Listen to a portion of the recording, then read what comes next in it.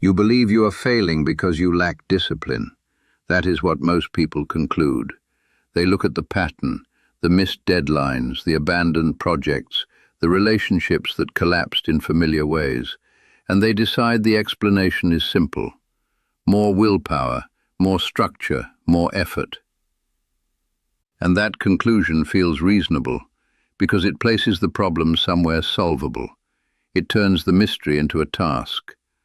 But what if I told you that discipline has almost nothing to do with it?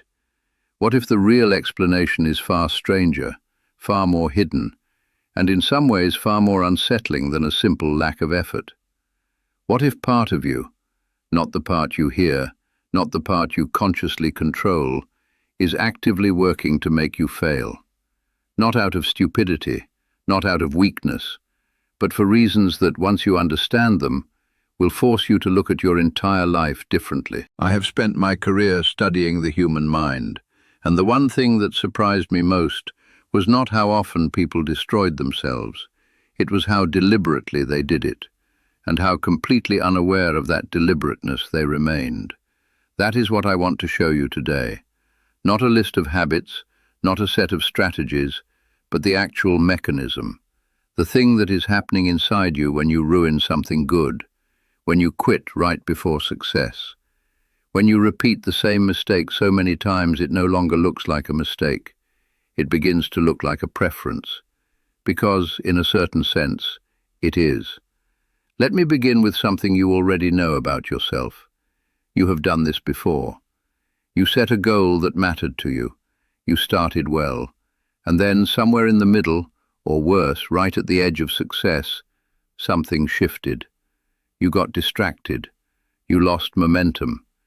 You found a reason to stop. And afterward, you told yourself a story. You were too busy. The timing was wrong. You needed more preparation. Someone else made it harder. Life intervened. The story was probably partly true.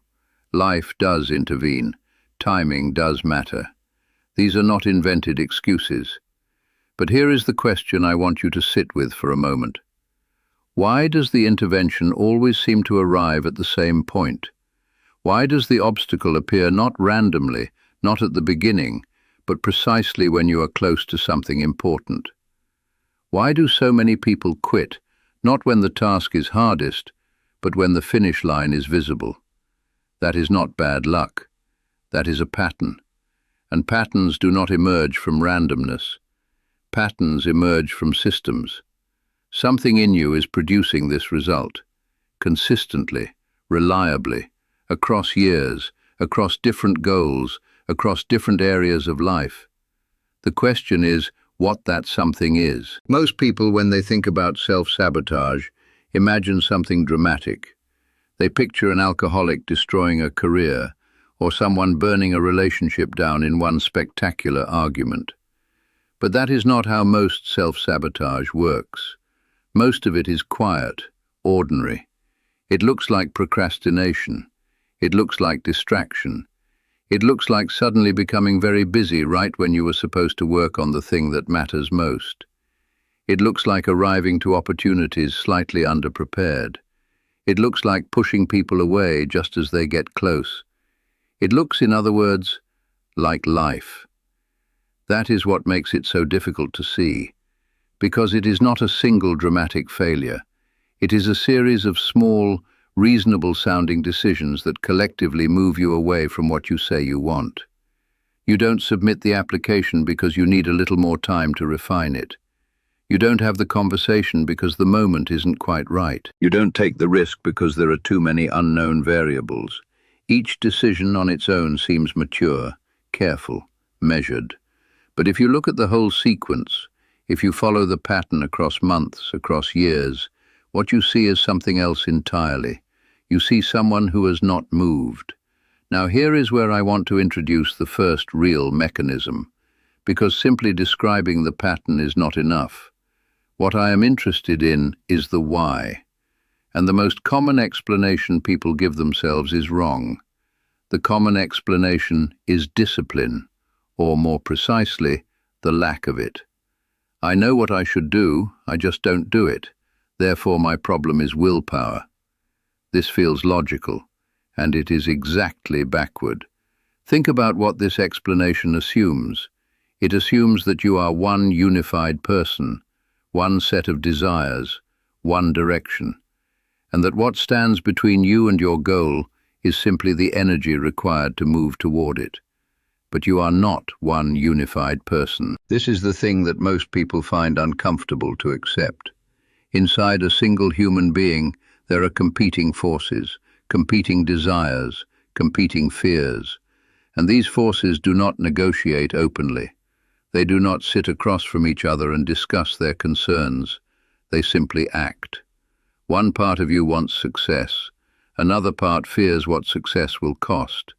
One part wants the relationship to deepen. Another part fears what vulnerability will require. One part sets the goal. Another part quietly, efficiently, ensures you never quite reach it. Imagine two drivers in the same vehicle, both holding the wheel, both pulling in slightly different directions. The car does not crash. It does not stop. It simply drifts, slowly, almost imperceptibly, away from the destination. That is what most self-sabotage looks like from the inside. Not a crash, a drift. And the tragedy is that you only tend to feel the conscious driver, the one who made the goal, the one who genuinely wants to change. That driver is real. The motivation is real. But the other driver is also real, and it has its own reasons. Let me show you what those reasons look like. Think about a person who has been trying to lose weight for several years. They know the information. They understand nutrition. They have started the process multiple times, sometimes successfully. But they always return to the same point, and they cannot understand why. From the outside, it is easy to say, no discipline. But look more carefully. What does their weight represent to them? Not in terms of health, in terms of identity. Because there is a version of themselves they have been for a very long time. The person who is working on it. The person who has potential. The person who is going to make the change. That identity has a certain comfort, a certain safety. It explains the gap between who they are and who they could be.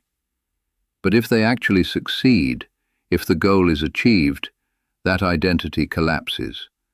They are no longer the person with potential, they are simply the person. And that person might be judged, might fail differently, might be expected to maintain something, might have to face other problems that the struggle with weight was quietly covering. Success, in other words, is not just a gain, it is also a loss. And the mind, in my observation, is far more sensitive to potential loss than to potential gain. It protects what is familiar, even at the cost of what is possible. This is the pattern I want you to look at carefully. The person who gets a promotion and then immediately begins underperforming. The writer who finishes a first draft and then cannot bring themselves to revise it. The couple who resolve a long conflict and then find, within weeks, a new conflict of equal intensity. The student who passes a crucial exam and then mysteriously fails the next one. You might explain each of these individually: stress, timing, circumstance. But if you see them together, if you see how frequently progress is followed immediately by reversal, you begin to suspect something. The mind is not simply failing to maintain success. The mind is reacting to it. Something about success, about the new position, the finished work, the resolved relationship, is threatening. And when something feels threatening, the mind moves away from it. Not dramatically, not visibly, just quietly, automatically, effectively. This is one of the most counterintuitive things I came to understand about human behavior. That success can feel dangerous, that improvement can trigger fear, that the very thing a person spends years pursuing can become, the moment it arrives, a source of profound psychological discomfort. And the reason is not mysterious when you examine it directly. Think about what success actually requires. It requires a new identity. The person who has succeeded is different from the person who was trying to succeed. The successful person has new responsibilities, new expectations, new visibility, new risks. And here is the subtle, devastating part. The successful person can no longer use the old explanation. If you have not yet succeeded, you can always tell yourself, one day, when I apply myself, when the conditions improve, when I am ready. That narrative protects you. It holds open a future that remains untested, a version of yourself that remains undefeated. But if you succeed, if you actually arrive, then the narrative ends. You have been tested, and now everyone can see the result. For many people, this is the unconscious calculation. The potential self is safer than the actual self. The dream is safer than the reality, because the dream cannot fail. So the mind, without telling you, begins to protect the dream, by ensuring you never fully have to confront the reality. Now let me take this one layer deeper, because there is something underneath the fear of success that is even more interesting. It is the question of where that fear comes from. Most adults walking around today are still, in some essential way, living inside the emotional logic of their earliest years. Not consciously, not literally, but the patterns laid down early, what is safe, what is dangerous, what is expected, what is punished. Those patterns do not simply disappear when a person grows up. They go underground. A child who grows up in an environment where achievement is met with criticism learns something. Not as a thought, as a feeling. Achievement leads to danger. Standing out invites punishment. Better to stay small. Better not to attract attention. That learning does not expire. It does not dissolve when the child becomes an adult and the environment changes. It persists. It shapes behavior in ways the adult cannot easily explain or even perceive. So when that adult, now a fully grown person with a good mind and genuine ambitions, approaches success, approaches the moment of standing out, of being seen, of being evaluated, the body remembers what the mind has forgotten, and it pulls back. Not because it is weak, because it is protecting. This is the difficult paradox at the center of self-sabotage. The mechanism that destroys your progress is the same mechanism that once kept you safe. It is not your enemy. It was your survival. It simply has not yet received the message that the old danger no longer applies. But here is a question that makes this stranger still. If the pattern is painful, if it keeps producing the same failures, the same disappointments, why does the mind not simply update? Why does the same behavior repeat year after year across different contexts, with different people, in different circumstances? Why do some people have the same relationship over and over, only with different faces? Why do some people choose, repeatedly, environments that confirm their worst beliefs about themselves? Why does the pattern not break on its own? The answer to this is something I have thought about for many years. The mind does not repeat painful patterns because it enjoys the pain. It repeats them because the pattern is familiar, and familiarity, to the mind, is a form of safety. Think about what it means to encounter something familiar. You already know what to expect. You already know how it unfolds. You know, in some deep structural way, how to survive it. Unfamiliarity is the real threat, the unknown, the situation you have never navigated before, the relationship that does not follow the old script, the success that requires you to become someone you have not yet been. So when life offers something genuinely new, something different, something better, the mind is not simply cautious, it is alarmed, because new means unknown, and unknown means unprepared. And so, quietly, efficiently, the mind steers back toward the familiar, even when the familiar is painful, even when the familiar is exactly what has been destroying you. This is not stupidity. This is the mind doing precisely what it evolved to do: minimize uncertainty, preserve stability, return to known territory. The tragedy is that it does this without consulting the part of you that actually wants to change. Let me describe something you have probably seen, either in yourself or in someone you know well. A person reaches a point in their life where they are close to something real, a meaningful relationship, a career that feels right, a creative project they have long avoided. And right at that moment, they become extremely busy. They find reasons to delay. They pick small, unnecessary conflicts. They make decisions that seem individually harmless, but collectively guarantee that the opportunity collapses. And afterward, they grieve. They are genuinely sad about what was lost. But they do not connect the grief to their own behavior, because each individual decision seemed reasonable. The pattern is only visible from the outside. This is what makes self-sabotage so resistant to ordinary self-reflection. You can think carefully about your life and still miss it, because you are examining each tree while the forest burns. The pattern requires a different kind of seeing, not an examination of individual decisions, but a recognition of the sequence, the rhythm, the way that progress and collapse seem to follow each other with an almost mechanical reliability. Once you begin to see it that way, as a system, not a series of accidents, the question changes entirely. It is no longer, why did I make that mistake? It becomes, what is my mind protecting me from? And this question, what is my mind protecting me from, leads to one of the most uncomfortable truths I can offer you. Sometimes what the mind is protecting you from is your own identity. Let me explain what I mean by that. Every person has a picture of themselves, not an explicit, articulated portrait, but a felt sense of who they are, what kind of person they are, what they deserve, what they are capable of, what is possible for someone like them. This picture is built over years.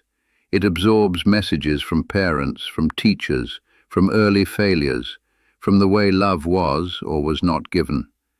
It becomes, over time, not just a belief about the self, but the self. And here is the critical point. The mind is extraordinarily loyal to this picture. Not because the picture is accurate, not because it is kind, but because it is stable, because it is known.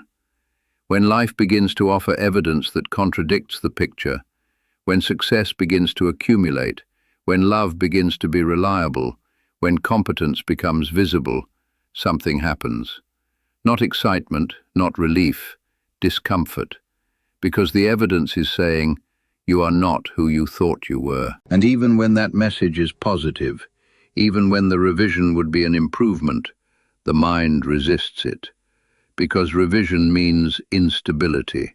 It means the ground shifting beneath the identity that has, however painfully, kept things coherent. So the mind does what it always does when threatened by contradiction. It corrects. It finds a way to return to the familiar self-image, to confirm the known picture, to make the evidence fit the story rather than updating the story to fit the evidence. And the most efficient way to do this, the most direct route back to the familiar, is to produce the very failure that proves the old picture true. There is a sentence I want you to think about. It goes like this: that's just the way I am. You have heard it. Perhaps you have said it. It sounds like self-knowledge. It sounds like acceptance. It sounds like maturity, the peace that comes from understanding your own limits. But in my experience, this sentence is one of the most dangerous things a person can believe about themselves. Because the moment you decide that your pattern is your nature, you stop asking why the pattern exists. You stop looking for the mechanism. You stop treating yourself as someone who could be understood, and instead treat yourself as a fixed object. I'm not disciplined. Not, why does my motivation collapse at a certain point? I always push people away. Not, what is it that closeness triggers in me? I never finish things. Not, what happens inside me when completion approaches? The difference between those two framings is the difference between a life examined and a life repeated. The first framing, that's just how I am, closes the question. It ends the inquiry. It accepts the pattern as permanent without ever investigating its source. And the pattern, left uninvestigated, continues, not because you are incapable of change, but because you have decided in advance that you are. Now let me say something that might seem like a contradiction. The behavior I have been describing, the avoidance, the self-protective sabotage, the return to familiar patterns, none of it is irrational. None of it is evidence of weakness or stupidity. It is in fact evidence of a remarkably consistent internal logic. The mind that sabotages your success is following a set of rules.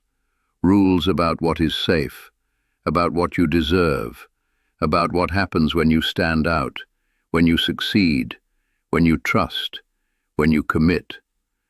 Those rules were written long ago, in conditions that may no longer exist, but they were written for good reason. They were written in response to real experiences, real pain, real threat. The problem is not that the rules are irrational. The problem is that they have not been updated. You are still following the rules of a self that was formed in one kind of world, living in a completely different world, and wondering why the decisions keep feeling wrong. Let me give you a specific example of how this looks in ordinary life. A young man grows up in a household where effort is met with criticism. He tries, he fails, his parent is disappointed. He tries harder, he succeeds. His parent finds something wrong with the success. After enough of these cycles, he learns something. He learns that effort leads to exposure, and exposure leads to judgment, and judgment leads to pain.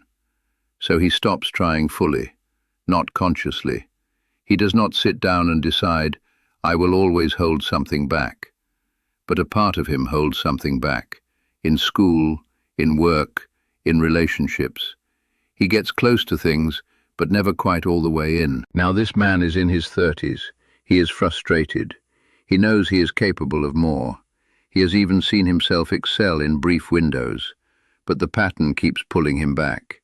He calls it lack of motivation. He calls it fear of commitment. He calls it not finding the right thing. But the actual name for it is this. He learned that full effort is dangerous, and the part of his mind that protects him from danger has been honoring that lesson ever since. The lesson is wrong, applied to his current life. But the lesson was real, in the life where it was learned. That is what he is still living inside. Here is the strange implication that follows from everything I have been describing. The reason it is so hard to change is not that you lack motivation, and it is not that you lack information. Most people who are stuck know perfectly well what they should do. They could give a precise account of the habits they need to build, the patterns they need to break, the behavior they need to stop. Knowledge is not the problem. The problem is that change requires becoming a different person. Not in the superficial sense of new habits and new routines, but in the deeper sense of a new identity, a new internal picture of what you are, what you deserve, what is possible for you. And that kind of change is not produced by decision. It is not achieved through effort alone. It requires something more difficult, the willingness to look at the old picture honestly, to identify what rules you have been following, to ask where those rules came from, to question whether they still apply. Most people never do this, not because they are incapable, because it is deeply uncomfortable, because examining the old picture means confronting real pain, real memories, real conclusions about the self that were drawn in conditions of vulnerability and that have never since been questioned. It is easier to decide you lack discipline. Discipline is a problem with a solution. You simply try harder. The deeper problem, the question of who you believe you are and why you believe it, has no simple solution. It requires sustained, honest, often painful inquiry. And the mind, as I have been describing, is very skilled at steering you away from that inquiry. So why do you keep ruining your own life? Let me answer that directly now. You do not ruin it because you are lazy. You do not ruin it because you are unlucky. You do not ruin it because you are fundamentally flawed. You ruin it because part of you is trying to keep you safe. Specifically, it is trying to keep you in familiar territory. away from the discomfort of change, away from the exposure of full effort, away from the unknown demands of a version of yourself that is not yet familiar. And it does this by treating success, the very thing you say you want, as a threat. This is the hidden conflict that most people never see. Not a battle between laziness and ambition, a battle between two parts of the self that both have reasons, both have loyalties, and both believe they are protecting you. The conscious part wants the goal, the unconscious part wants the stability. And as long as those two parts are not in conversation, as long as you are addressing only the conscious part with more motivation and more discipline, while the unconscious part quietly undoes each advance, nothing fundamentally changes. You make progress, you retreat. You make progress, you retreat. The wheel turns, the position stays the same. Now, can this change? Yes, but not in the way most people hope. It does not change through inspiration. It does not change through a single revelation, however clear. It does not change because you decided firmly, once and for all, to be different. It changes through something slower and more demanding. It changes when you begin to notice the pattern without immediately defending against it. When you see the drift, the moment you are being pulled back toward the familiar, and you hold still long enough to ask, what is this protecting? Not with shame. Shame, in my experience, makes the protection stronger. The mind doubles down when it feels attacked. But with genuine curiosity, what am I afraid will happen if I keep going? What does this success threaten in the picture I have of myself? What will I have to give up if this works? These are not comfortable questions, but they are the right questions, because you cannot correct a navigation error if you do not know what is causing the drift. Let me leave you with this. There is a part of you that wants to change, that has always wanted to change, that feels frustrated and confused by its own failures, that knows, somewhere, that the obstacles are internal, not external. That part is not wrong, but there is another part, older, quieter, more powerful than it appears. This part is not your enemy. It was formed in the service of your survival. It has been loyal to you in the only way it knew how to be. But it has been working from a map that was drawn a long time ago, in terrain that no longer exists, by a version of you that no longer needs the same protection. The question you will need to ask yourself, not once but many times in many moments, is this. When you pull back, when you undermine, when you find a reason to stop right before you could have succeeded, which part of you is doing that? And what exactly is it trying to keep you safe from? Because until you can answer that question honestly, not the comfortable version of the answer but the real one, the pattern will continue. Not because you are broken, because you have not yet looked clearly at the mechanism that is running your life. That mechanism can be understood, and what can be understood can in time be changed. But not by trying harder, by seeing more honestly. That is where it begins.